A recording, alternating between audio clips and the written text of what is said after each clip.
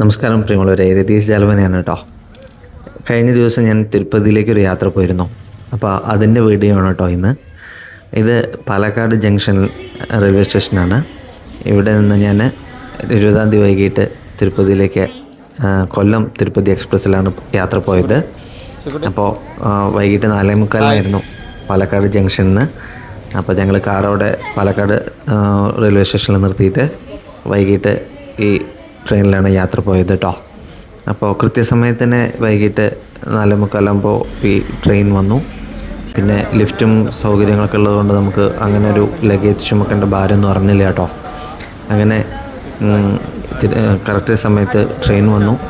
ഞങ്ങൾ പാലക്കാട് നിന്നും തിരുപ്പതിയിലേക്ക് തമിഴ്നാട്ടിലെ മലനിരകളുടെ ഭംഗിയൊക്കെ ആസ്വദിച്ചുകൊണ്ട് വാളയാറിലൂടെ പോകുന്ന സമയത്ത് ഒരു കാട്ടാനേനെയൊക്കെ കണ്ടിട്ടുണ്ടായിരുന്നു. ചെറിയൊരു ഭാഗം മാത്രമേ എനിക്ക് വീഡിയോ എടുക്കാൻ സാധിച്ചുള്ളൂ. കാരണം കയ്യിൽ ഫോണുണ്ടെങ്കിൽ കൂടി പെട്ടെന്ന് ഇങ്ങോട്ട് കാണുന്ന സമയത്ത് റെഡി ആകുമ്പോഴേക്കും ട്രെയിനാവുന്നതുകൊണ്ട് നമുക്കങ്ങനെ വിഷ്വൽ കിട്ടിയില്ല. എന്നാലും ചെറുതായിട്ടൊക്കെ കിട്ടിയത് നിങ്ങളെ ഞാൻ കാണിക്കുന്നുണ്ട്. അപ്പോൾ എന്തായാലും നല്ല രസമുള്ളൊരു യാത്രയായിരുന്നു. വൈകുന്നേരത്തെ ആ ഒരു സായാഹ്നത്തിൽ കോയമ്പത്തൂർ, വാളയാർ, കോയമ്പത്തൂർ, ഈറോഡ്, സേലം എന്നൊക്കെ പറഞ്ഞിട്ട് നമ്മൾ കുറേ കാലത്തിന് ശേഷമാണ് ഞങ്ങൾ യാത്ര പോകുന്നത്. അങ്ങനെ രാത്രി ഞങ്ങൾ പുലർച്ചെ ഒരു 3 മണിക്ക് അവിടെ എത്തിയിട്ടോ. അപ്പോൾ ഞങ്ങളെ കാത്തിട്ട് ഈ ബസ് അവിടെ കാത്തിട്ടുണ്ടായിരുന്നു. നമ്മളെ ട്രാവൽസിലെ ഗൈഡും അതുപോലെ ബസ്സും ഒക്കെ റെഡി ആയിരുന്നു കേട്ടോ. അങ്ങനെ ഞങ്ങളുടെ ഹോട്ടലിലേക്ക് കുറച്ച് ദൂരമുണ്ട്. അപ്പോൾ ഒരു അരമണിക്കൂർ ദൂരമുണ്ട്. അങ്ങനെ ഞങ്ങൾ ഈ ഹോട്ടൽ ഡെക്കാൻ പാർക്ക് എന്ന് പറഞ്ഞിട്ടുള്ള ഈ ഹോട്ടലിലേക്ക് എത്തി. എന്നിട്ട് നമ്മൾ ഫ്രഷായിട്ട് രാവിലെ 7:30 തിരിച്ച് തിരുപ്പതിയിലേക്ക് പോകാനുള്ള പരിപാടിയായിരുന്നു. അങ്ങനെ ഞങ്ങളൊരു പുലർച്ചെ ഒരു 3 മണിയോടുകൂടി ഞങ്ങൾ 3:30 അവിടെ എത്തി. ഫ്രഷായിട്ട് ഞങ്ങൾ രാവിലെ പത്മാവതി ക്ഷേത്രത്തിലേക്ക് പോയി. പത്മാവതി ക്ഷേത്രത്തിൽ പോയി ഞങ്ങളവിടെ ഇറങ്ങുന്ന സമയത്ത് നമുക്ക് കുറിയൊക്കെ തൊട്ട് തരാൻ ആൾക്കാർ ഇഷ്ടംപോലെ ഉണ്ടായിരുന്നു കേട്ടോ. കുറി തൊട്ട് കഴിഞ്ഞിട്ട് അവർ പൈസ വാങ്ങാം. നമ്മൾ ഇറങ്ങുമ്പോഴേക്കും അവർ തടഞ്ഞു നിർത്തി നമുക്ക് കുറിയൊക്കെ തൊട്ട് തരും. അങ്ങനെ പത്മാവതി ദർശനമൊക്കെ കഴിഞ്ഞ് നമ്മൾ തിരുപ്പതിയിലേക്ക് കയറുകയാണ്. ഇതാണ് തിരുപ്പതിയിലെ ആ പ്രവേശന കവാടം. ഇവിടെ നമ്മൾ ഏത് വണ്ടിയാണെങ്കിലും അവിടെ ചെക്ക് ചെയ്ത് നമ്മൾ വണ്ടിയിൽ നിന്ന് ഇറങ്ങി വണ്ടി ചെക്ക് ചെയ്ത് എന്നിട്ട് വേണം. ഇപ്പോൾ നല്ല തിരക്കായിരുന്നു വന്നു കേട്ടോ.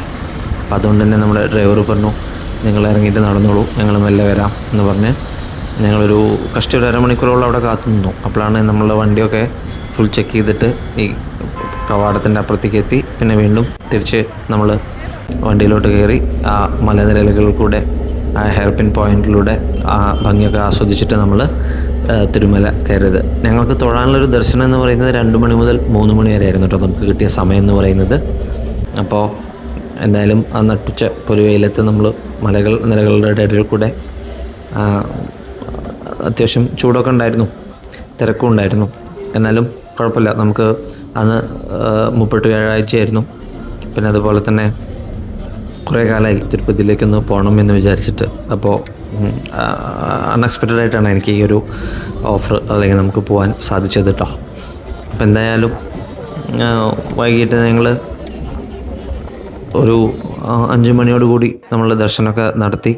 5 മണിക്ക് തിരുപ്പതിയിലെ ചെറിയൊരു വീഡിയോ എടുക്കാൻ സാധിച്ചു. എൻ്റെ ഒപ്പമുള്ള എൻ്റെ ഗൈഡ് സജിത്ത് പുള്ളി എടുത്തതാണ് ഈ വീഡിയോ.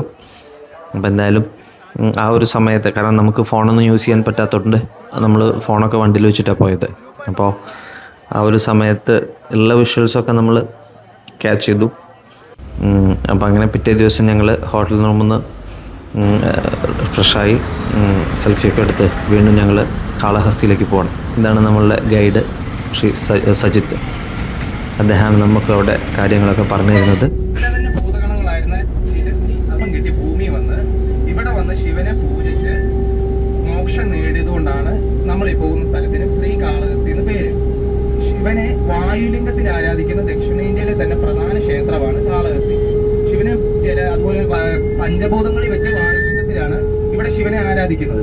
ഇവിടുത്തെ പ്രധാനമായിട്ടുള്ള പൂജ എന്ന് പറയുന്നത് രാഹു കേതു, അതുപോലെ തന്നെ സർപ്പദോഷം ഇങ്ങനെയുള്ളതിന് വേണ്ടി അവിടെ പൂജ ചെയ്യുന്നുണ്ട്. അപ്പൊ അവിടെ ആ പൂജ ചെയ്താല് നമ്മുടെ ജാതകത്തിൽ ഈ ദോഷങ്ങളും ഉണ്ടെങ്കിൽ അങ്ങനെ കാളഹസ്തിയിലൊക്കെ പോയി രാഹുകേതു പൂജയൊക്കെ ചെയ്ത്. ഇതാണ് ഞങ്ങളുടെ ടീം കേട്ടോ. ഇവരെല്ലാവരും ഒപ്പം ഉണ്ടായിരുന്നു. അപ്പോൾ ഇന്നത്തെ വീഡിയോ ഇത്രയേ ഉള്ളൂ. ഓക്കെ. എല്ലാവർക്കും നന്ദി. Thank you.